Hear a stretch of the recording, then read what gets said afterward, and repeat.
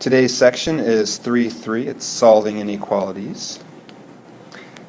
But this time, we're going to be doing it by multiplication or division. So solving inequalities by multiplication or division. First example is 5x is greater than or equal to negative 35. Okay, so yesterday we were doing solving by adding or subtracting. And you just look at what was done to x, you do the inverse. Agreed? Here, what was done to x? X was? Here? Yep. Here is multiplied by 5. So what's the inverse of multiplying by 5? Dividing by Yep. 5. So they multiplied, so we divide. So far it's like we were doing before. And we have x now, we copy down the sign, is greater than or equal to negative 7. So far it looks like we do the exact same thing with multiplication and division as we did yesterday with addition and subtraction. Look at what was done, do the inverse, copy down the greater than or less than sign. Here's the only exception. So it's the same as what we were doing before. Here's the only exception. When you're multiplying or dividing by a negative number, so when multiplying or dividing by a negative number, comma, flip the direction of the sign.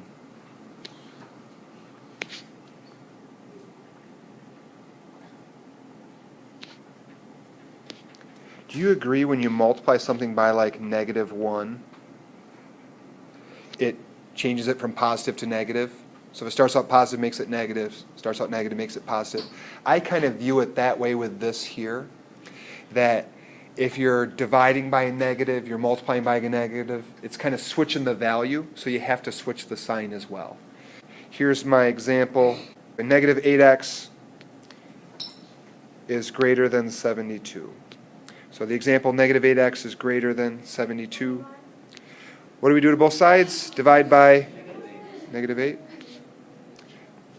I have seen people try to add 8 to both sides there because it's a negative 8, but look at how it's connected. It's connected by multiplication. So then those drop out. We're left with x by itself on the left-hand side. We need to flip the direction of the sign, and then we have a negative 9 for that last bit. I want to make one comment, and I don't know if this is worth writing, but I have in my notes to tell people, in the second one, we flip the direction of the sign because we divided by a negative. If you multiply or divide by a negative, you flip the sign, yes? It's not if there's a negative in the problem. So like right here, we have this negative 35. We didn't multiply or divide by a negative, so we don't flip the sign in that first case. Make sense? Okay. That's it for the section. We're done.